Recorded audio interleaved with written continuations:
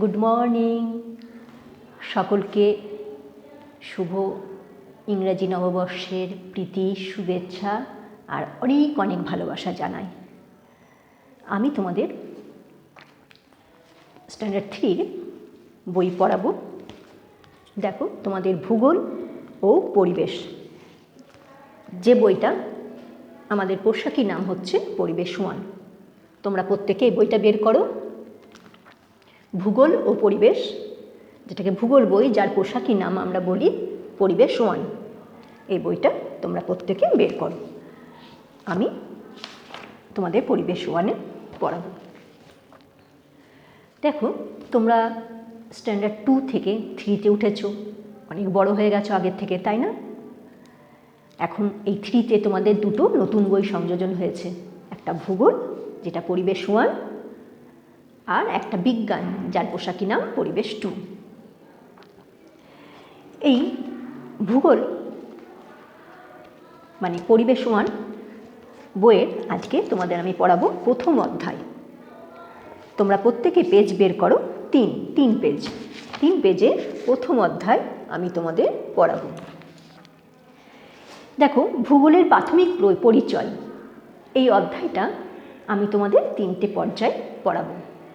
প্রথম পর্যায়ে আমরা জানব ভূগোল কথার অর্থ কী।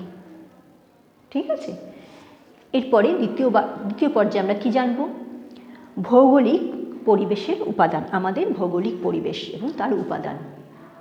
আর এরপরে জানব আমরা এই ভূগোল বই পড়ব কেন, ভূগোল পাঠের প্রয়োজনীয়তা কী।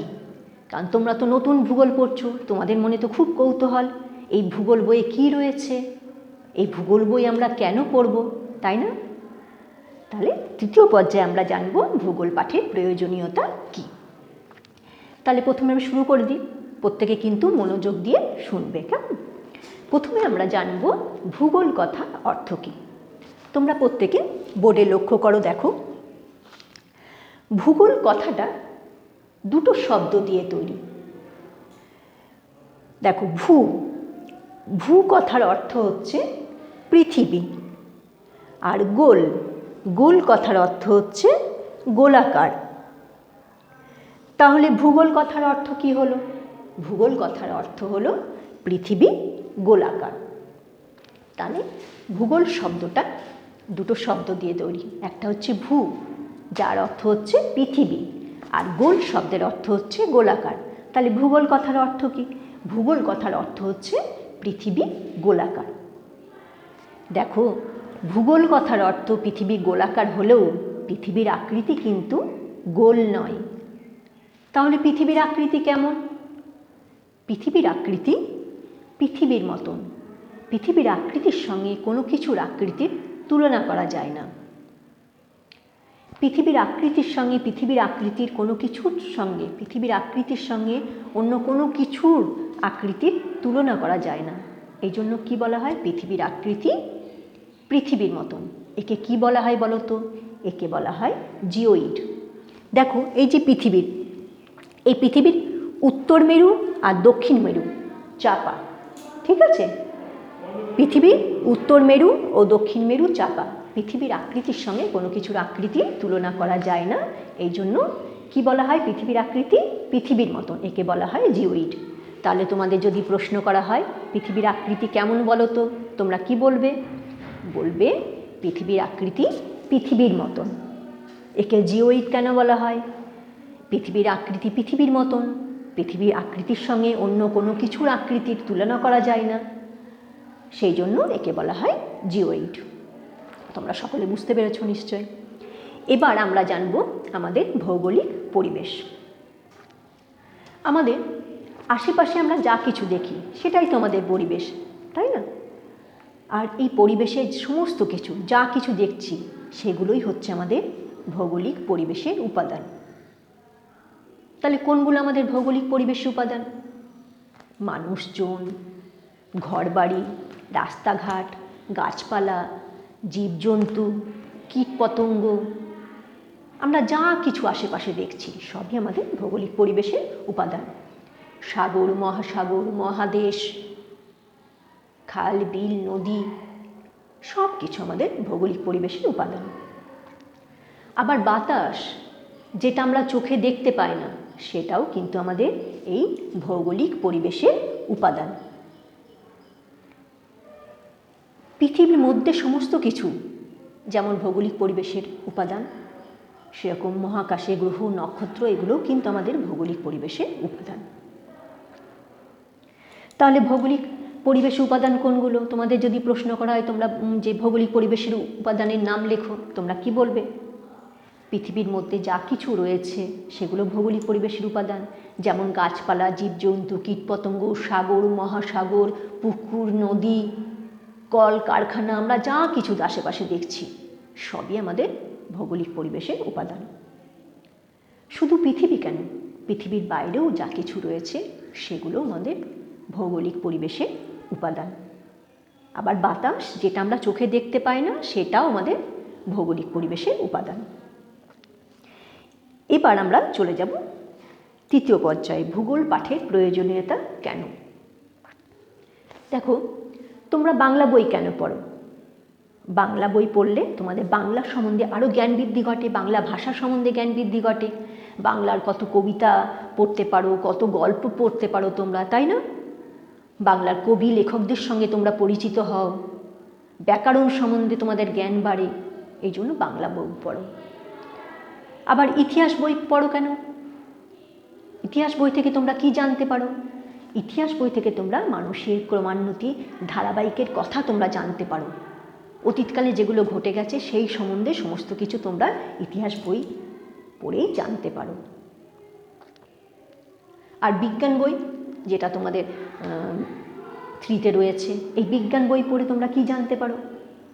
আমাদের অজ্ঞতা কুসংস্কারের বিরুদ্ধে বিজ্ঞানীরা গবেষণা করে আমাদের জীবনকে যে আলোর পথ দেখিয়েছেন, আমাদের অত্যাধুনিক জীবনের পথ দেখিয়েছেন, সেই সমস্ত কিছু জানতে কিন্তু আমরা পারবো কোন বই থেকে? বিজ্ঞান বই থেকে। তাহলে আমরা ভূগোল বই থেকে কি জানতে পারবো? ভূগোল পাঠ আমরা কেন করব? ভূগোল পাঠ আমরা করব এই কারণে, আমাদের পৃথিবীর যে সকল উপাদান রয়েছে সেই সকল উপাদান সম্পর্কে জ্ঞান লাভ করতে গেলে, সেই সকল উপাদান সম্পর্কে ভালোভাবে জানতে গেলে আমরা এই ভূগোল বই পড়ব। ভূগোল বই না পড়লে পৃথিবীর উপাদান সম্পর্কে আমরা জানতে পারবো না, ভৌগোলিক যে উপাদানগুলো রয়েছে সেই সম্বন্ধে আমাদের কোনো জ্ঞান হবে না। শুধু পৃথিবী কেন, পৃথিবীর বাইরে যে মহাকাশ, মহাকাশে বিভিন্ন গ্রহ নক্ষত্র তারা রয়েছে সেই সম্বন্ধে আমরা জানতে পারবো না যদি না আমরা এই ভূগোল পাঠ করি। ভূগোল পাঠ করে আমরা পৃথিবীর সমস্ত উপাদান যেমন জানতে পারি, পৃথিবীর বাইরেও সমস্ত কিছু সম্বন্ধে জানতে পারি। দেখো, তুমি কোথায় বাস করো সেখানকার কথা, সেই জেলার কথা, সেই রাজ্যের কথা, তোমার দেশের কথা, সর্বোপরি পৃথিবীর কথা এই ভূগোল বইয়েতেই থাকে। সেগুলো সম্বন্ধে সঠিকভাবে জানতে গেলে এই ভূগোল বই কিন্তু আমাদের পড়তে হবে। পৃথিবীর সব জায়গার মানুষ দেখো একই রকম কিন্তু পোশাক পরে না, একই রকম খাদ্য গ্রহণও করে না, বিভিন্ন ধরনের পোশাক পরে, বিভিন্ন ধরনের খাদ্য গ্রহণ করে। তারা এই বিভিন্ন ধরনের খাদ্য গ্রহণ কেন করে, কেন ভিন্ন ধরনের পোশাক আশাক পরে, তার কারণও কিন্তু আমরা এই ভূগোল বই পড়লেই জানতে পারব। পৃথিবীর কোথাও খনিজ সম্পদ খুব ভালো পাওয়া যায়, কোথায় বড় বড় কলকারখানা রয়েছে, কোথায় শিল্প কারখানা রয়েছে, কোথায় বেশি শিল্প উৎপাদন হয়, কোথায় বেশি কৃষি সম্পদ উৎপন্ন হয়, এগুলো জানতে আমরা ভূগোল বই পড়ব। পৃথিবীর এক কথায় যেটা বলা যায় যে পৃথিবীর জল, মাটি, বায়ু সম্বন্ধে জানতে গেলে, পৃথিবীর সাগর, মহাসাগর, মহাদেশ সম্বন্ধে জানতে গেলে আমাদের এই ভূগোল পাঠ করতে হবে। ভূগোল পাঠ না করলে আমাদের এই সম্বন্ধে কিন্তু জ্ঞান বাড়বে না। পৃথিবীর প্রাকৃতিক, সাংস্কৃতিক, সামাজিক যে কোনো বিষয় জানতে গেলে এই ভূগোল বই থেকেই কিন্তু আমাদের জানতে হবে।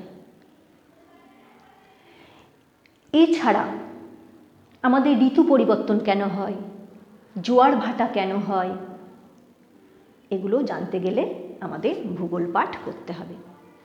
এটা গেল পৃথিবীর কথা। পৃথিবীর বাইরে মহাকাশ সম্বন্ধে, সূর্য, গ্রহ, নক্ষত্র এই সম্বন্ধে আমরা যদি ধারণা পেতে চাই, জ্ঞান লাভ করতে চাই, তাহলে আমরা কিন্তু এই ভূগোল পাঠ করব। অবশ্যই ভূগোল পাঠ না করলে কিন্তু এগুলো সম্বন্ধে জানতে পারবো না।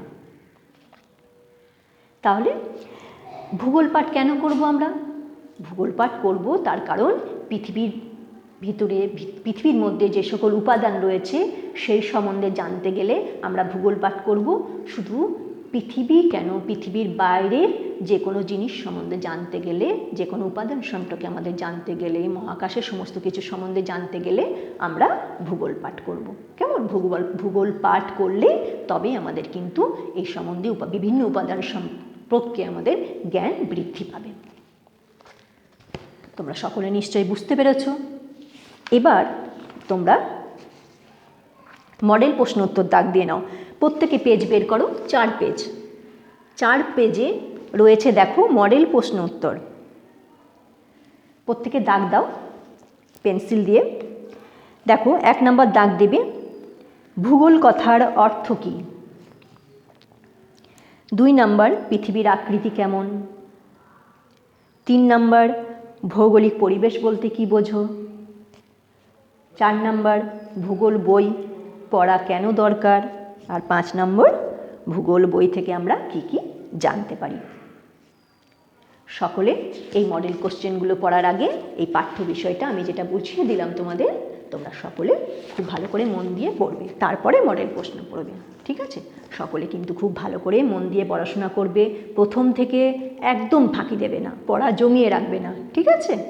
আর আমি যেগুলো কোশ্চেন অ্যান্সার দেবো সেগুলো খুব লেখা প্র্যাকটিস করবে। তোমাদের হাতের স্পিড কিন্তু বাড়াতে হবে। আর হাতের স্পিড বাড়াতে গেলে কি করতে হবে? লিখতে হবে প্রচুর, কারণ এখন অনেক লেখা বেশি হবে। তোমরা তো এখন বড় হয়ে গেছো, 3তে উঠে পড়েছো। আর প্রত্যেকে মনে রাখবে, তোমরা কোশ্চেন অ্যান্সার লেখার সময় কোশ্চেন লিখবে অবশ্যই। তোমরা 2এ নয়, তোমরা 3তে পড়ছো, বড় হয়ে গেছো, এখন তোমাদের কোশ্চেন লিখবে, তারপরে কিন্তু অ্যান্সার লিখবে। ঠিক আছে? প্রত্যেকে খুব ভালো থাকবে। টাটা।